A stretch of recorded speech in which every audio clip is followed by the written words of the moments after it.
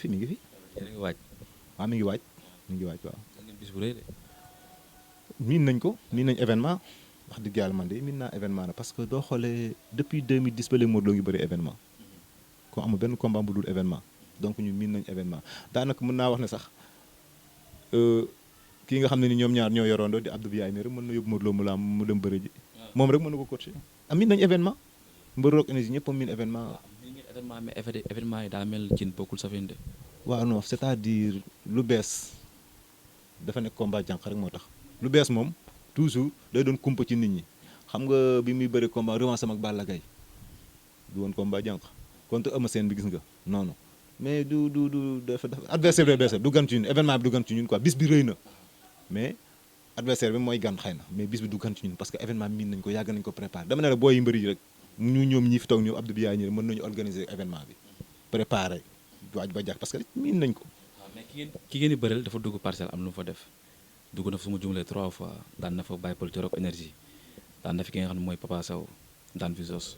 war a ñëwaat ci dalin kor gi muy Modou Lo tamit du nekk benn genre kii. waaw mais loolu chance am la rek dugg ci commune Zos bi muy daan Zos nekk Rock Énergie bi muy daan Papa Sow nekk Rock Énergie Baye Paul la fi daan seen premier grand combat am muy Rock Énergie boobaag léegi ñaataat la donc tey jii làmb dem na ba boole koog Modou Lo waaw mais loolu méttiwul déedéet. léegi dañuy gis mais Ama moom dafa yàgg a teg bët Modou Lo loolu lan la ñeme gi mu leen ñeme ba bëgg bëre ak yéen lan la. non du ñeme sax xam nga boo nekkee champion bëgg a dox il faut nga am foo teg sa bët. ñoom ñaar dañuy bëreelu mbapat mu am nu mu demee. waaw non coow li bari. non foo amul coow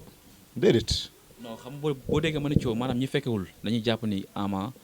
Modou daanu ko mais ñi fekk xam nañ ni Ama Modou daanu ko. non photo yi booy dugal nañ ko ci réseaux sociaux yi ba ñëpp gis ne Modou Lo daf ko daan jël ba maa ngi taxaw boo ko mbapat la sax ñu duñ ci focaliser wu ay mbapat ak yi moom ay xale la ñu woon booba dañ boole mbapat ñu bëri Modou Lo daan ko da ko fàq parce que jamono yooyu dañ ne 4 appuis du jël bi ko Modou Lo fàqee wër ko ndomb mu ubbi mu tàgg Modou Lo daal koy croiser bés ko mu toog maa ngi taxaw mais loolu bokkut ak diggante bi ñoom ñaar li ñu fi cheminé ci làmb rayante ba doon champion Ama Baldé jaar foofu tamit comme Modou Lo ni mu fa jaaree bokkul kii beneen la waaw kon loolu ñun duñu jaaxal daal. am na sañ-sañ de. làmb ko amul sañ-sañ doo takk ngemb. muy def ñeme na ko de. loolu kat da cee fekk si ay magam. ñu ne sël bi léegi yëkk la. tóoro la. sël bi léegi tóoro la ngay wax parce que ku dugg cour des grands kay daan tafaatin ba war a jàkkaarloo roi des arènes te xam nga ne roi des arènes ñaari tóoro lañu rek. ah ñaari foofu dama ko écho xam naa dinañ ñëwaat. mbëkkante bu mettee fay am rek. waaw kenn ku ci ne wane li nga mën. dama ko écho bu affaire jege si dinañ ñëwaat def ci lu gën a yaatu incha allah. incha allah amul benn problème maa ngi nuyu ñëpp di ziare ñëpp di gërëm mon frère Abdou Biaye di gërëm waa Rock Énergie aussi waa Parcelles vraiment di gërëm mbëru Parcelles yëpp sama poulain yi wax dëgg yàlla ñoom it fonk nañu ma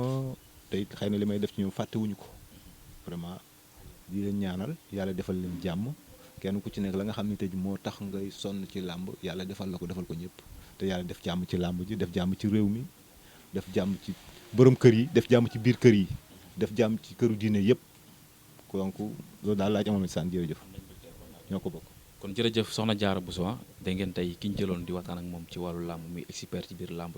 def ci lu am solo formé koo xamante ne bi kenn du ko fàtte ci biir làmb wala ay xale yu bëri yoo xamante ne bi bu ñu demee ba toll ci biir làmb rek moom loxoom mu ngi ci muy Pape Mbaye di coach suñu Modou Lo da ngeen kàddu yu mu wax analyse yi mu yëkkat ci diggante Modou Lo ak Ama Baldé da ngeen tamit li mu wax ci diggante Lac de Guiers ak ki nga xam ne mooy Eumeu Sène war a am tey jii kon journée la boo xamante ne bi journée bu spécial kon ñu ngi koy sant di ko gërëm di am mbégte ak kontaan ci moom ci li ñu ko woo mu accordé ñu pour mën a waxtaan ak ñun ci bis bi kon ñu ngi koy sant di ko gërëm di ko ñaan yàlla defal ko jàmm defal ko tawfeex di am mbégte ak kontaan ci képp kuy suivre Grand Théâtre TV rek nee naa leen Thier la ak Mame Diarra fépp fu ndaanaanu lamb yi nekk rek dañuy dem pour jëlili ko jox leen ko ñi nga xam te ne bi yéen ñuy safoo di ñuy tiitaroo di ñu ndamoo kon di leen wax cant ak ngërëm ñeen la leen